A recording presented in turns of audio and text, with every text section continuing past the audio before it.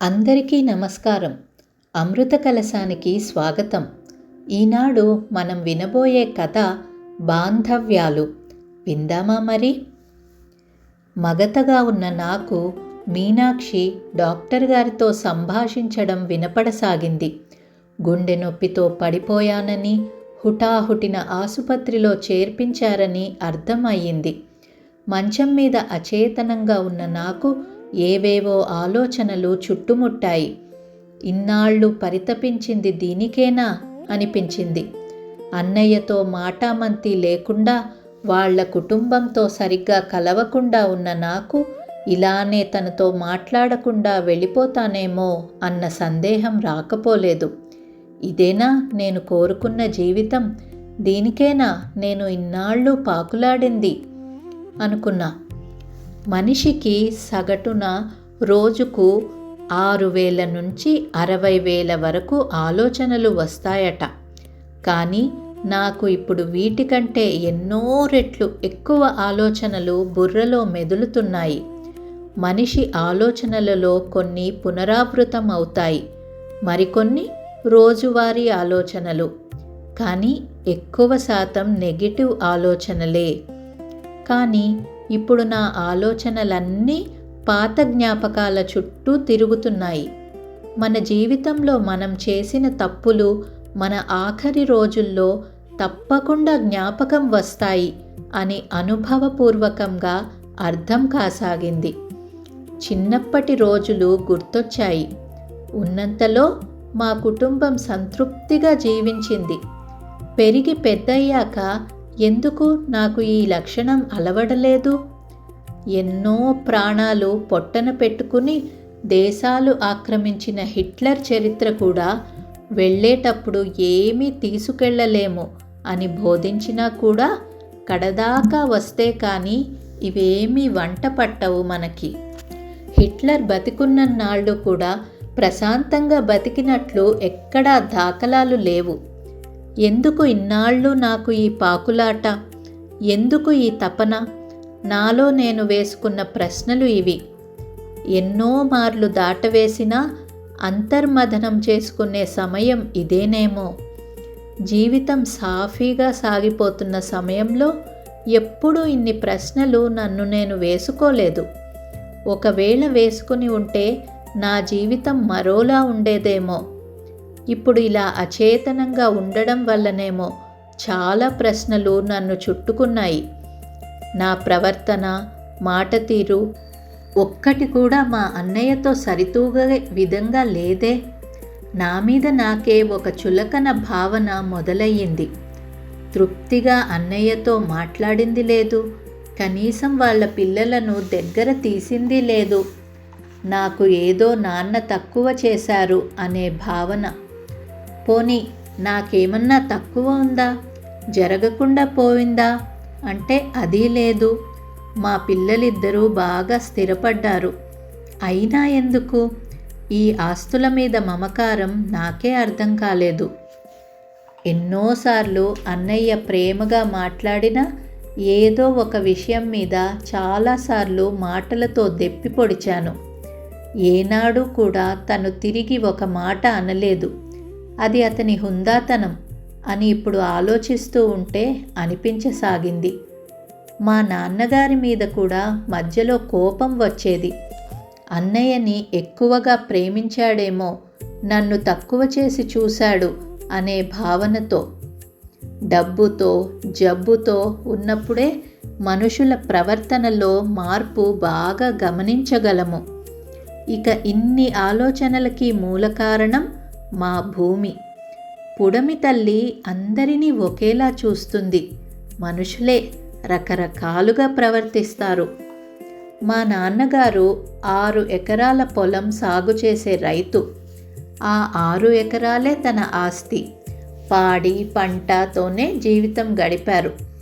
వెళ్ళేటప్పుడు భూములు సరి సమానంగా పంచినా నా 3 ఎకరాలు వేరొకరి పేరు మీద కూడా ఉండడంతో అది మా నాన్నగారు పరమపదించిన తరువాత వెలుగులోకి రావడం, దానికి నేను కోర్టుకి వెళ్ళి 10 ఏళ్ళు పోరాడి చివరికి నాకు సగం భూమే మిగిలింది. ఈ 10 ఏళ్లలో నేను ఆఫీసులో ఎంతో ఎత్తుకు ఎదిగినా, అన్నయ్య నాకంటే చిన్న ఉద్యోగం చేస్తున్నా తను భూమిని హాయిగా అనుభవిస్తున్నాడనే ఆలోచన నాకు నా జీవితంలో తెలియని అసంతృప్తిగా నిలిచింది. మనిషి తత్వం ఎలాగంటే, చిన్న అసంతృప్తి బీజం నాటుకుంటే మన జీవితం మొత్తం అదే అసంతృప్తి చుట్టూ తిరుగుతుంది. అది ఎలాగంటే, అందంగా వేసిన ముగ్గులో లేదా గీసిన చిత్రంలో చిన్న పొరపాటు చేస్తే అదే వేధిస్తున్న విధంగా. నేను 10వ తరగతి దాకా మా ఊళ్ళోనే చదువుకున్నా. కాలేజీ చదువుకి పట్నం వైపు మొగ్గు చూపాను. కాలేజీ చదువు పూర్తవగానే ప్రైవేటు కంపెనీలో ఉద్యోగంతో పట్నంలోనే స్థిరపడిపోయా. మీనాక్షిని మా బంధువుల పెళ్లిలో చూసి ఇష్టపడి పెళ్లి చేసుకున్నా. మీనాక్షి పేరుకు తగ్గట్టుగానే చక్కటి రూపం, వాలు జడ, చారడేసి కళ్ళతో అందరినీ కలుపుగోలుగా మాట్లాడే తత్వం. మీనాక్షి నాతో సరి సమానంగా చదువుకున్నా పిల్లలు పుట్టిన తరువాత ఉద్యోగం మానేసి వాళ్ళ ఆలన పాలనలోనే మునిగిపోయింది. ఎన్నోసార్లు మళ్ళీ ఉద్యోగానికి వెళ్ళు మీనాక్షి అని నేను చెప్పినా నాకు ఇల్లు పిల్లలతోనే తృప్తిగా ఉందండి అని అనేది. మా వదిన డిగ్రీ చదివినా చిన్న స్కూల్లో టీచర్గా పనిచేసేది. అది తలుచుకుంటే నాకు ఎందుకో మీనాక్షి మీద కొంచెం కోపం వచ్చేది. అసలు మనుషులకి తృప్తి అనేది ఉందా? ఎంత ఉన్నా ఏదో లేని దానికోసం చింతతో ఉన్నదాన్ని కూడా ఆనందించలేకపోతున్నాము. ఏదో తెలియని వెలితి. అది మనుషుల ఆప్యాయతలోనా, వస్తువుల్లోనా, బంధాల్లోనా అర్థం కూడా చేసుకోలేకపోతున్నాం. ఈ మధ్య కాలంలో బాగా గమనిస్తే పోటీతత్వం పెరిగిపోయింది. మనకి లేదు అన్నదానికంటే వేరే వాళ్ళకి ఉంది అనే ఆలోచనతో ఎక్కువగా బాధపడిపోతూ ఉన్నాం. మనుషులు ఏదన్నా పని పూర్తి చేయకపోతే అది పదే పదే జ్ఞప్తికి రావడంతో సైకాలజీలో జైగార్నిక్ ఎఫెక్ట్గా పరిగణిస్తారు. నా విషయంలో అన్నయ్యతో నా సఖ్యత అనగా చాలా ఏళ్ల తరబడి తనతో మనసు విప్పి మాట్లాడలేదనే విషయం పదే పదే బుర్రలో మొదలవడం వల్ల ఇది అసంపూర్ణిత పనిగా నా మనస్సు పరిగణిస్తోంది అని అర్థమవసాగింది. నా ఫోన్ మోగడంతో నా ఆలోచనలకు తెరపడింది. నా భార్యామణి మా అబ్బాయితో మాట్లాడుతున్నట్లుంది అని అర్థమవుతోంది. తనను చూస్తూ ఉండిపోయాను. మీనాక్షికి కూడా వయసు మీద పడుతోంది. నన్ను ఆసుపత్రిలో చేర్పించడం ఇవన్నీ ఒక్కతే ఎలా చేసిందా అని అనుకుంటూ ఉండగా, చిన్నాన్న ఎలా ఉన్నారిప్పుడు అని పలకరింపు. నా ఆలోచనల నుండి ఉలిక్కిపడి లేచాను. అది మా అన్నగారి అబ్బాయి మహేష్. మరేం పర్లేదు చిన్నాన్న, రేపు బైపాస్ చేస్తారంట. మా ఫ్రెండు ఈ ఆసుపత్రిలోనే పని చేస్తున్నాడు, మిమ్మల్ని దగ్గర ఉండి చూసుకుంటారు అని ధైర్యం చెప్పాడు. పిన్ని, నేనిక ఉంటాను. సగం రోజు సెలవు పెట్టాను. ఇప్పుడు ఇంకా ఆఫీస్కి వెళ్ళాలి. రేపు నేను ఆపరేషన్ టైంకి వచ్చేస్తా అని చెప్పేసి చకచకా వెళ్ళిపోయాడు. మా రెండోవాడు మురళి కూడా వస్తున్నట్టు ఫోన్ వచ్చింది. పెద్దవాడు విదేశాల్లో ఉండడం మూలాన రావడం ఆలస్యమవుతుందని తెలిసింది. నా హావభావాలు చూసి మీనాక్షి మాట్లాడసాగింది. ఏవండి, మీరు బావగారితో ఎలా ఉన్నా మన పిల్లలు తనతో, నేను అక్కతో చాలా మంచి సంబంధం నిలబెట్టుకున్నాము. మీకు గుర్తుందో లేదో, ఒకసారి మీరు అర్జెంటు ఆఫీస్ పని మీద ముంబై వెళ్ళినప్పుడు మన రెండో వాడి కాలేజీ ప్రిన్సిపాల్ నుంచి ఫోన్ వచ్చింది. వాడి పేరు కాలేజీ గొడవల్లో వినిపించిందని, వీడిని సస్పెండ్ చేశారని తల్లిదండ్రిని కాలేజీకి రమ్మని ఫోన్ చేశారు. నాకు ఏమి చేయాలో తోచక ఆలోచిస్తూ ఉంటే ఆ సమయంలో అక్క దగ్గర నుంచి ఫోన్ వచ్చింది. అక్కకి మొత్తం వివరాలు చెప్పగా అధైర్యపడవద్దని, వాళ్ళ అబ్బాయిని చూడటానికి పట్నం వచ్చారని చెప్పి హుటాహుటిన ఇంటికి వచ్చారు. నాతో కాలేజీకి వచ్చి ప్రిన్సిపాల్తో బావగారు మాట్లాడిన తీరు మన వాడి భవిష్యత్తును కాపాడింది. తాను మన అబ్బాయి పూచీ తీసుకుంటానని, మరోసారి ఇలా జరగనివ్వమని ప్రిన్సిపాల్కి తను మాట ఇచ్చారు. బావగారు మురళికి ఏ మంత్రం వేశారో కానీ వాడు మళ్ళీ కాలేజీ గొడవల జోలికి, మందు జోలికి అసలు వెళ్లకుండా చేశారు. ఎందుకమ్మా, ఉద్యోగరీత్యా తమ్ముడు చాలా ఒత్తిడిలో ఉంటాడు. ఇలాంటి చిన్న చిన్న విషయాలు చెప్పి వాడిని ఇబ్బంది పెట్టొద్దు అన్నారు. మన పిల్లలిద్దరికీ బావగారంటే ఎంతో ప్రీతి, అభిమానం. చెప్పాలంటే చనువు కూడా ఎక్కువే. వాళ్ళ అబ్బాయితో కూడా మన పిల్లలు సొంత అన్నలా మెలుగుతుంటే నా మనస్సు ఎంతో సంతోషంతో నిండిపోయేది. బావగారి కూతురుతో సైతం సొంత అక్కలాగా మెలిగిపోతారు. నేను కూడా నాకు కూతురు లేదని ఎప్పుడూ దిగులు చెందలేదు. నేను మీరు ఎక్కువగా వాళ్లతో చనువుగా ఉంటే కోప్పడతారని వారించగా మన పిల్లలు నవ్వి, అమ్మా, మాకు మా తోబుట్టువులని అనవసరపు విషయాలపై పోగొట్టుకోవాలని లేదు. ఏదో ఆ తరంలో పొరపాటు జరిగింది. అన్ని తరాలకు దాన్ని సాగదీయకండి. మాకు పెదనాన్న, పెద్దమ్మ అంటే చాలా గౌరవం. బాగా ఆలోచిస్తే పెదనాన్న తప్పు కూడా ఏమీ లేదు.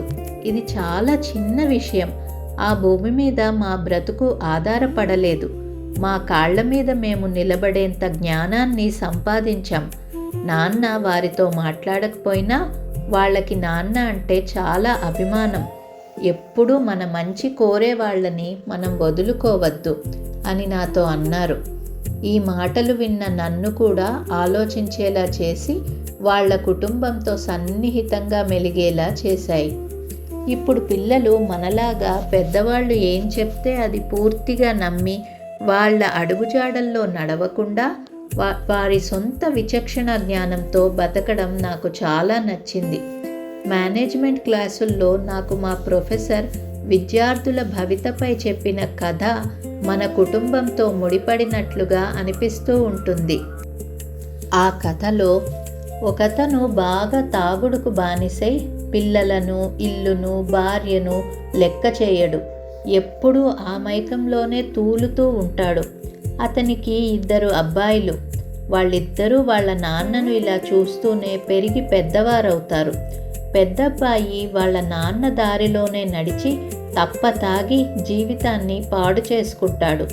రెండోవాడు వాళ్ళ నాన్న దారిలో వెళ్లకుండా తాగుడు ఒక వ్యసనం అని గ్రహించి ఆ మత్తులో పడకుండా వేరే ఏ అవలక్షణం జోలికి వెళ్లకుండా పట్టుదలతో పైకి ఎదుగుతాడు. మన పిల్లలు కూడా మనల్ని చూసి పెరిగిన బాంధవ్యాలకి ఎక్కువ విలువ ఇచ్చారని అర్థమయ్యింది. పెద్దలు తమ ద్వేషాలు వారసత్వంగా తమ పిల్లలకు కూడా బదిలీ చేస్తూ ఉన్నా మన పిల్లలు ఈ విషయంలో పరిణితి చెందారని గర్వపడాలి. ఇదేదో మిమ్మల్ని కించపరచాలని కాదు. ఏదో చిన్న విషయంలో అసంతృప్తితో బావగారి కూతురు పెళ్ళికి మీ దగ్గర డబ్బులుండి కూడా సహాయం చేయలేదు. అప్పుడు తన మనసు ఎంత గాయపడి ఉంటుందో నేను ఊహించగలను. అయినా కూడా తన అభిమానము మీ మీద రవ్వంత కూడా తగ్గలేదు. కానీ ఆ లోటు మన పిల్లలు భర్తీ చేస్తూ ఉంటే తృప్తి పడసాగాను. మా ఇంట్లో నేను ఒక్కదాన్నే అవటం మూలాన ఏమో తోబుట్టువులు ఉండేవారిని చూస్తే నాకు అసూయగా అనిపించేది. ఆ అవకాశం నాకు ఇక్కడ ఉన్నా కూడా మీ ప్రవర్తన వల్ల వాళ్లతో నేను సరిగ్గా మసలలేకపోయాను. ఎందరో చిన్న చిన్న గొడవలతో తోబుట్టువులను దూరం చేసుకుంటున్నారు. వారు కాలం చేశాక గుండెలు బాదుకుని కుమిలి కుమిలి ఏడిస్తే ఏమి లాభం? వారితో ఉన్నప్పుడు మాటామంతి లేకుండా మనిషి బంధుత్వాలు తెంచుకోవడానికి ఎంతోసేపు పట్టదు. ఓ పదునైన చాకులాంటి మాటలు పట్టెడు చాలు. నిలబెట్టుకోవాలంటే మృదువైన సున్నితమైన మాటలు అవసరం. ఆప్యాయతతో ఒక చిరునవ్వు జిగురులాగా పనిచేస్తుందన్నమాట. మీరు కూడా ఆలోచించండి. ఉన్నంతకాలం ఆప్యాయత అనురాగాలతో మెలుగుతారో, ఇలా మీలో మీరు మదన పడుతూ ఉంటారో అని తను మాట్లాడటం ముగించేసరికి మా అన్నయ్య వదిన నన్ను పరామర్శించడానికి వచ్చారు. నీకేమీ కాదురా, ధైర్యంగా ఉండు అని మా అన్నయ్య మాట్లాడుతుంటే ఇంత అభిమానాన్ని దూరం చేసుకున్నానే అని నా కళ్ళు తెలియకుండానే చెమర్చాయి. చిన్నప్పటి ఎన్నో మధుర జ్ఞాపకాలు ఒక్కసారిగా చుట్టుముట్టాయి. అన్నయ్య, నన్ను క్షమించు అని నా నోట వెంట ఒక్కసారిగా మాటలు పలికాయి. కానీ అవి పశ్చాత్తాపంతో రగులుతున్న నా మనసులోంచి అప్రయత్నంగానే వెలువడ్డాయి. నీకు నాకు మధ్య ఇవన్నీ ఎందుకురా? ఈ సమయంలో నీవు బాగా విశ్రాంతి తీసుకోవాలని డాక్టర్ గారు చెప్పారు అని అన్నయ్య వారిస్తుంటే, లేదన్నయ్య, అది నా గుండె బరువు దించుతుంది అని బదులిచ్చాను. తను ఎప్పటిలానే ఒక చిరు మందహాసంతో నా తల నిమిరాడు. నాకు ఇప్పుడు ఏదో కొండంత ధైర్యం మరియు ఒక తెలియని సంతృప్తి. మా పిల్లలు నాలాగా ఆలోచించనందుకు చాలా సంతోషిస్తూ రాబోయే రోజుల్లో నేను కూడా ఎలా ఉండాలో బోధపడింది. ఎన్నాళ్ళు జీవించామన్నది ముఖ్యం కాదు. నా అనేవాళ్ళు లేక ఆఖరి క్షణంలో ఎందరో అలమటించడం చూస్తున్నాం. ఉన్నన్నాళ్ళు చిన్న విషయాలకి తోబుట్టువులని దూరం చేసుకోకుండా కలిసిమెలిసి ఆనందంతో జీవించాలని ఆశిద్దాం. కథ సమాప్తం. నచ్చిందా అండి? నచ్చినట్లయితే అమృత కలశాన్ని తప్పక ఫాలో అవ్వండి. నమస్కారం.